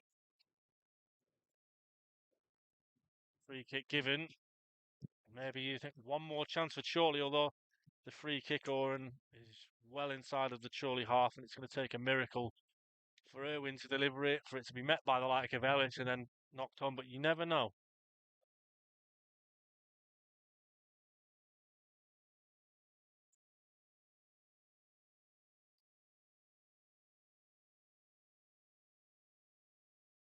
Irwin does take it, no. Rest of the wicket, the ball bounces, Lalkovic wins it, he's got a chase on here. Dinks it up towards the goalkeeper. Ibbotson fouls Crook, and Oran with 35 seconds left on the clock, that's probably it. Yeah, if you're the keeper here, you can delay this for at least 25 seconds. It's just a bit frustrating because I think a lot of the scoreline tells us surely they'll fall to a defeat here. Have put in a really good display, Felix. We had good defending from George Pratt. The ball's up in half, and that will do it. Peterborough take all 3 points this afternoon. No mention of an attendance, but Oran, a game that maybe we deserved a little bit more, but ultimately we come away with nothing. What would you summarise that as? The red card decides the game. You know, at the time, it's one each. The referee makes a decision, gives a penalty and a red card. Obviously, Peterborough doesn't score for the penalty, but they come out the second half with 11v10. and score very, very early on. So it was a challenge from Chorley from that point onward. There was opportunities, they had a few chances, but nothing super clear. You know, when you're down to 10 men, you're there's always a free man. You're trying to get opportunities for breakdowns and things like that. It just did not go Chorley's way today. You know, delayed coming down on the bus. That's not really an excuse, but it just a couple of things just didn't go our way today, and unfortunately, it's 2-1 to Peterborough Sports. Stanley Priest going over towards the travelling supporters. Not many of them, but massive thank you to everybody who has attended the game at Peterborough Sports this afternoon, and also to everybody for tuning in this afternoon. We'll be back very soon, in fact, next Tuesday at home against Alfreton Town. From me, Pete, and from Oran.